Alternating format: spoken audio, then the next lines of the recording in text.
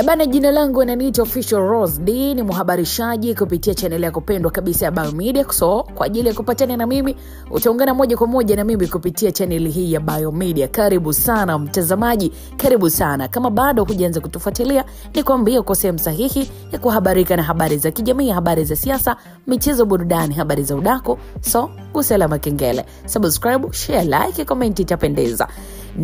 Ebana, mwanaharakati wa mitandao ya kijamii mwanadada Mange Kimambi ameingia kwenye 18 ya benki kuu mara tu baada ya kutoboa siri wanachapisha pesa kwa ajili ya uchaguzi. Ebana, benki kuu Tanzania imejibu madai ya kwamba yale ambayo Mange Kimambi aliweza kuzungumza kuhusiana na kuchapisha pesa kwa ajili ya masuala mazima ya uchaguzi. Kama ambavyo tunajua 2025 mwezi Oktoba ni uchaguzi mkuu. Sasa benki kuu ya Tanzania BOT kupitia gavana wake Emmanuel Tutuba imeweza kukanusha vikali madai ambayo yaliweza kutolewa na mwanaharakati huyo bibi Mange Kimambi, madai yaliyodai kuwa taasisi hiyo inachapisha pesa kwa ajili ya matumizi ya uchaguzi mkuu ambao unatarajiwa kufanyika Oktoba 29, 2025.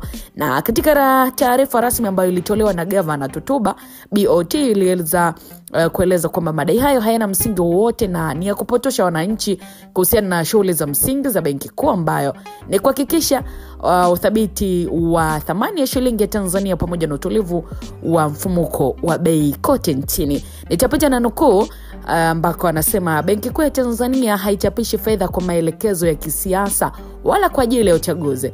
Uchapishaji wa fedha hufuata taratibu rasmi za kisheria na kitaalamu kulingana na mahitaji halisi ya uchumi wa nchi.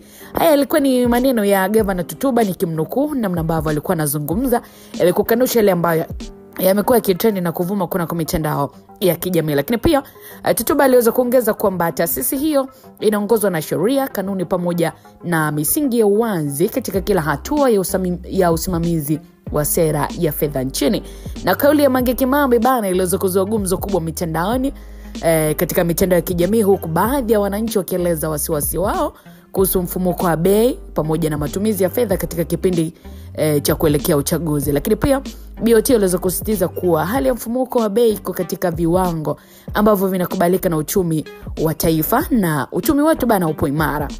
So katika nukuu ya pili, gavana Tutuba alikuwa anasema kwamba tunawaomba wananchi kupuuza taarifa za upotoshaji ambazo zinatolewa mitandaoni. Benki kuu itaendelea kutoa taarifa sahihi kwa umma kupitia vyanzo vyake rasmi, aliweza kusisitiza. Ebana, kwa sasa Tanzania inaendelea na maandalizi ya uchaguzi mkuu mwaka 2025, huku taasisi mbalimbali za serikali zikihimiza utulivu, uwazi pamoja na usimamizi makini wa rasilimali za taifa. Una maoni gani katika hili? Utaendelea kuandika kupitia Biomedia na Official Rose D. Mhabarishaji wangu nitaanza kuiangazia next video kwa uzuri kabisa.